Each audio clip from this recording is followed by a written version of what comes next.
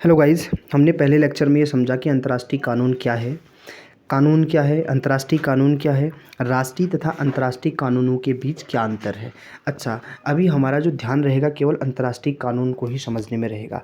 हमने बताया कि दुनिया भर के तमाम सारे राष्ट्रों के बीच जो संबंध हैं, जो व्यवहार हैं, उनके बीच जो वाद विवाद उत्पन्न होगा, उन सब को नियमित करने के लिए जो समझौते बनेंगे, उन सबको नियमित करने के लिए जो कानून बनेंगे उनको अंतर्राष्ट्रीय कानून कहेंगे। इनकी अलग अलग विचारकों ने अपनी अलग अलग परिभाषा दी है। लेकिन अभी हमारा जो दूसरा सवाल, इम्पोर्टेंट सवाल इसमें बनेगा कि अंतर्राष्ट्रीय कानून को हम बनाएंगे कैसे। ऐसे कौन से स्रोत होने वाले हैं जिनको आधार में रखकर हम अंतर्राष्ट्रीय कानून या अंतर्राष्ट्रीय नियम बनाएंगे।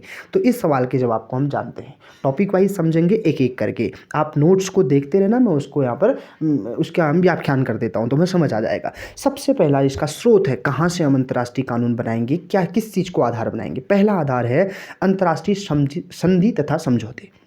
अंतर्राष्ट्रीय संधि मतलब विभिन्न देशों के बीच में कुछ तो संधियाँ होती होंगी, कुछ तो समझौते हुए होंगे। तो उन संधियों और उन समझौतों को ध्यान में रखकर उनको आधार बनाकर हम अंतर्राष्ट्रीय कानून बनाएंगे।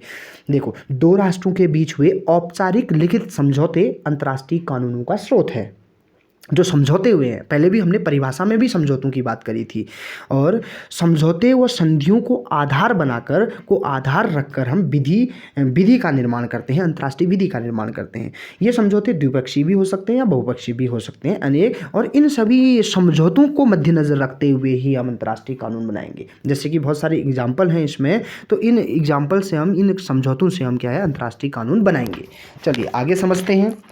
दूसरा क्या स्रोत है, कैसे बनेगा अंतर्राष्ट्रीय कानून। यूएनओ, संयुक्त राष्ट्र संघ। तो संयुक्त राष्ट्र संघ की स्थापना के बाद अंतर्राष्ट्रीय कानूनों का प्रमुख स्रोत यूएनओ है, यानी यूनाइटेड नेशनल ऑर्गेनाइजेशन। ये जो है, इसके द्वारा कई कानूनों को बनाया गया। यहाँ से हम अंतर्राष्ट्रीय कानूनों को एक आधार बनाएंगे।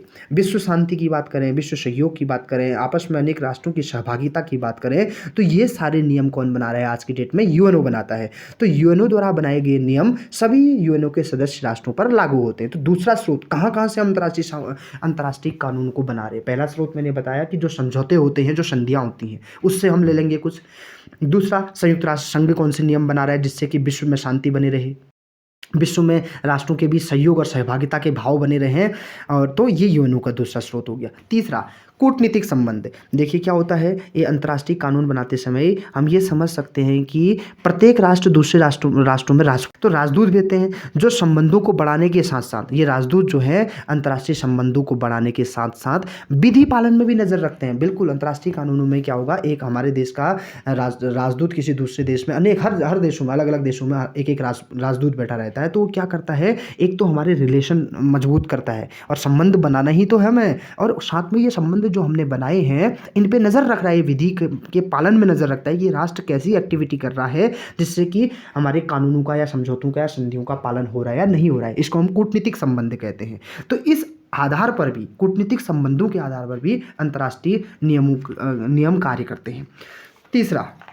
चौथा, युद्ध तथा अंतर्राष्ट्रीय संघर्ष। देखिए, कभी कभी राष्ट्रों के बीच विवाद हो जाता है, युद्ध या संघर्ष हो जाता है, तो अंतर्राष्ट्रीय विधि का स्रोत बनते हैं। देखो, दो राष्ट्रों के बीच कभी कोई विवाद हो गया, संघर्ष हो गया, लड़ाई होगी, तो यहाँ से हमें बहुत कुछ सीखने को मिलेगा। तो हम इन युद्धों से, इन विवादों से क्या हम कुछ चीज़ें सीख के उसको अंतर्राष्ट्रीय कानून में डाल सकते हैं। युद्धों के कारण अंतर्राष्ट्रीय कानून आवश्यक हो जाते हैं। देखिए, अगर युद्ध होंगे तो उनका समाधान करने के लिए तो अंतर्राष्ट्रीय कानून चाहिए होते हैं, क्योंकि युद्धों से ऐसी परिस्थितियाँ उत्पन्न हो जाती हैं। देखिए, अगर किसी के बीच युद्ध होगा तो उनकी उस युद्ध के बाद अनेक ऐसी परिस्थितियां उत्पन्न हो सकती हैं जिससे कि विश्व शांति भंग हो सकती है।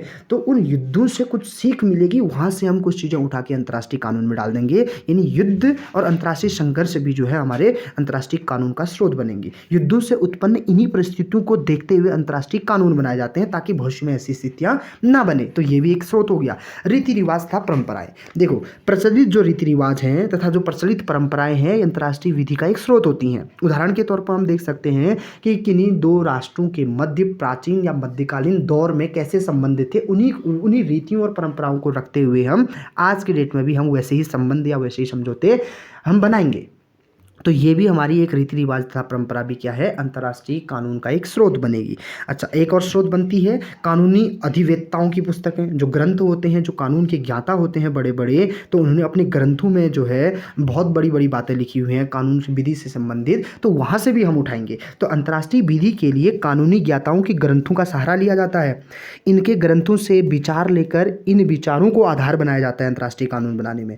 विधिवेत्ताओं के अंतर्राष्ट्रीय ख्याति प्राप्त पुस्तकों के विचारों का समावेश किया जाता है। देखिए क्या लिखा है, विधिवेत्ताओं, जितने भी विधि के ज्ञाता हैं, इनके अंतर्राष्ट्रीय ख्याति प्राप्त पुस्तकें होंगी, यानी ऐसी बुक्स जो इंटरनेशनल लेवल पे प्रतिष्ठित होंगी। तो उनमें कुछ ऐसी बातें इन्होंने लिखी होंगी जो कि विश्व को शांति रखने के लिए, आपसी संबंधों को नियमित करने के लिए अच्छी बातें होंगी। तो वहाँ से भी हम चीज़ें ले आएंगे और इन चीज़ों का समावेश करेंगे हम अपने अंतर्राष्ट्रीय कानून में। तो अंतर्राष्ट्रीय जो कानूनी अंतर्राष्ट्रीय कानून के लिए कानूनी विधिवेत्ताओं की पुस्तकें भी एक स्रोत बनती हैं। अगला स्रोत अंतर्राष्ट्रीय न्यायालय का निर्णय। देखिए इसको कैसे समझते हैं, विभिन्न राष्ट्रों के बीच उठने वाले विवादों के समाधान जो कि international court of justice ICJ द्वारा दिए जाते हैं।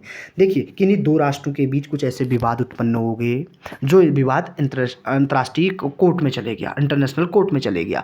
अब इंटरनेशनल कोर्ट में जाने के बाद उस विवादों का इंटरनेशनल कोर्ट कुछ तो हल देगा।